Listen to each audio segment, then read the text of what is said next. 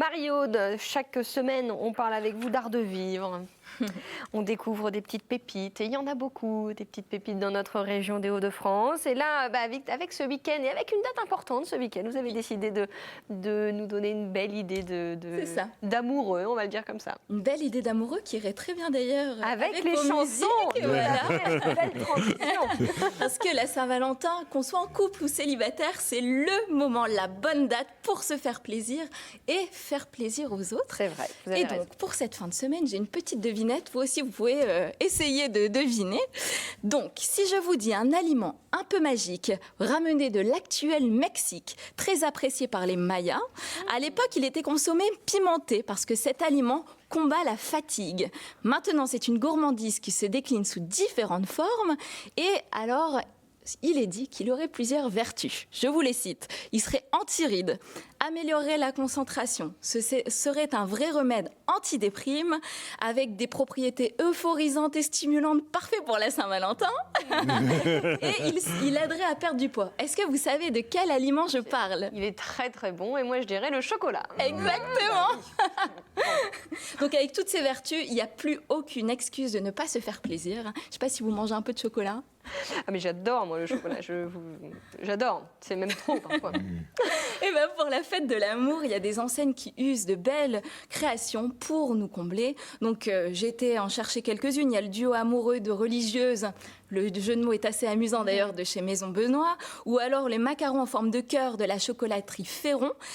Et une magnifique rose au sein de ma pépite du jour qui est quasi aussi belle qu'une vraie rose, mais peut-être plus éphémère parce qu'en quelques crocs, il n'y en aurait plus. Bah, souvent, ça va vite. Hein. Voilà. Et donc, je parle de Quentin Bailly.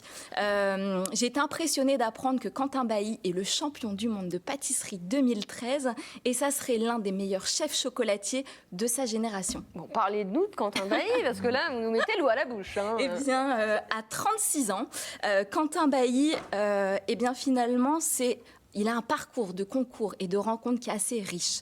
Donc, c'est un passionné. Il se dit un faiseur de bonheur. C'est-à-dire qu'en fait, l'idée, c'est qu'il puisse apporter son bonheur au plus grand nombre. C'est un perfectionniste qui adore s'investir, se dépasser, se challenger. C'est-à-dire qu'en fait, il refait jusqu'à avoir le geste parfait. Pour la petite anecdote, il a travaillé, retravaillé pendant 1 an et demi son bonbon au chocolat pour qu'en fait, ce soit vraiment un bonbon parfait. Voilà, le meilleur moment dégustation pour tous, aussi bien pour les petits que pour les plus grands. Fallait que son fils Oscar de 3 ans dise « Papa, c'est délicieux », mais aussi qu'on puisse déguster sans être écœuré toute la boîte. Donc l'idée, c'est de tout finir avec les plus grandes gourmandises. Donc là, par exemple, on a une belle boîte de chocolat. Ouais. Et donc l'idée, c'est de pouvoir tous les goûter sans être écœurés et qu'on puisse finir très rapidement la boîte. D'accord, bah oui, mais c'est souvent le cas. Hein. Là aussi, ça va très vite. Qu'est-ce qui lui permet d'être si différent à Quentin Bailly? Eh bien, ce qui lui permet d'être différent, c'est sa sensibilité au toucher. C'est-à-dire qu'en fait, il veut magnifier les manières. C'est un vrai métier d'artisanat et chacune de ses créations sont magiques.